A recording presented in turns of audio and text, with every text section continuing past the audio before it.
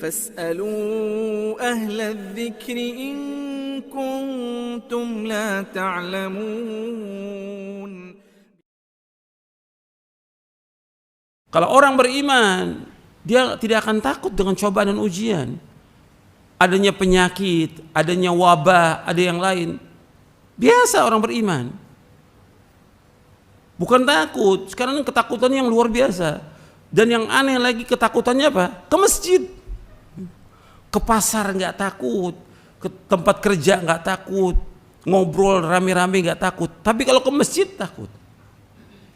Ini permasalahan iman ini. Iman.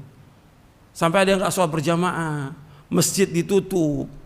Kalau ke masjid pakai masker, kalau keluar nggak pakai masker. Ketakutan luar biasa. Sampai jarak saf sholat harus setengah meter. Siapa yang ngajarkan begitu? Siapa yang ngajarkan?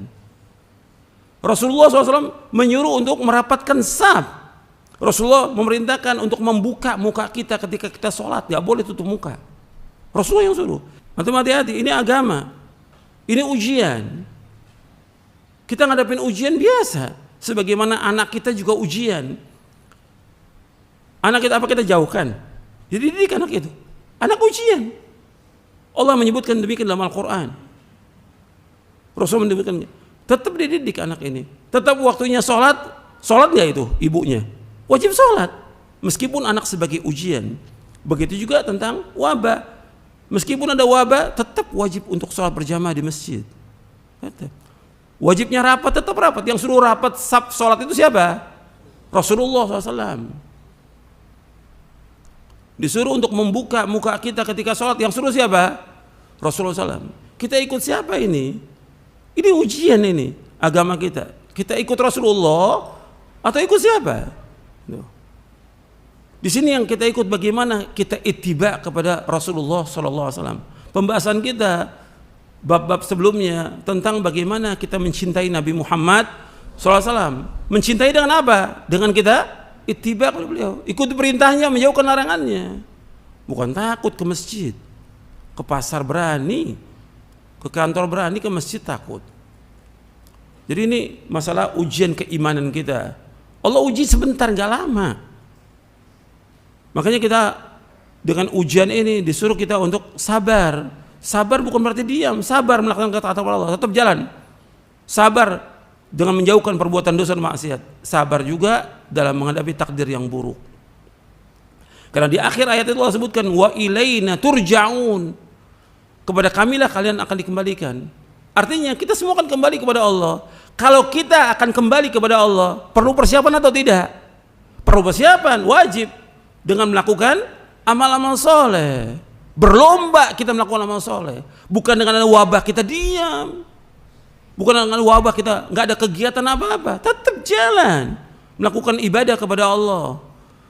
Dan kita harus yakin bahwa Allah tidak akan mengenakan kepada kita kecuali apa yang Allah takdirkan.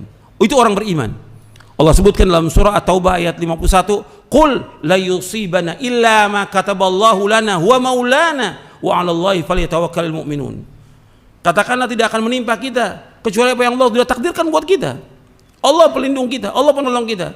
Dan kepada Allah lah orang-orang yang beriman tawakal. Jadi yang dipertanyakan sekarang ini, di mana iman kita, di mana tauhid kita, di mana ilmu kita, di mana amal kita, di mana rasa takut kita kepada Allah. Bukan takut kepada wabah, bukan takut kepada corona, takut kita kepada Allah. Kenapa sampai kita korbankan agama? Karena ada wabah ini. Jangan korbankan agama, jalan terus untuk beribadah kepada Allah. Jangan takut.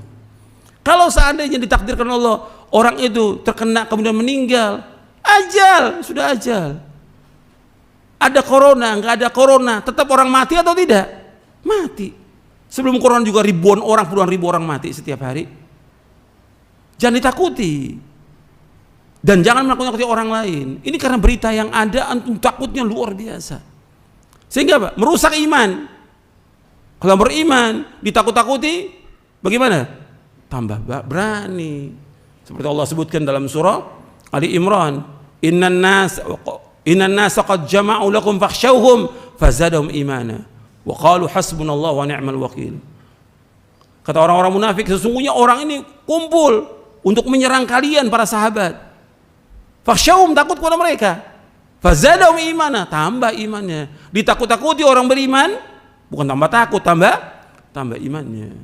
Dan mengatakan cukuplah Allah sebagai pelindung kita, Allah sebagai penolong kita. Itu orang beriman. Dan Allah sebutkan orang yang suka nakut-nakuti. Allah sebutkan apa? Di lanjutan ayat itu, innama dzalikumus syaitanu yukhawwifu awliya'a fala takhafuhum wa khafuni in kuntum mu'minin. Sesungguhnya itulah setan yang suka nakut-nakuti kalian. Setan, kata Allah. Fala takhafuhum, jangan kalian takut kepada mereka. Takutlah kepadaku, kata Allah, jika kalian orang beriman. Disuruh kita takut kepada siapa? Kepada Allah. Jadi ini ujian keimanan kita ini. Tambah enggak rasa takut kita kepada Allah? Tambah enggak tawakal kepada Allah? Tambah enggak kita menyerahkan semua urusan kita kepada Allah? Bukan tambah takut. Ini kan sekarang tambah takut kita. Ditakut-takuti dengan media yang ada, takut kita. Orang beriman enggak begitu. Hadapi biasa ujian, tetap ujian. Bagaimana kita bermuamalah dengan ujian yang ada ini? Supaya apa? Kita tetap bersyukur kepada Allah dan tetap sabar atas ujian ini.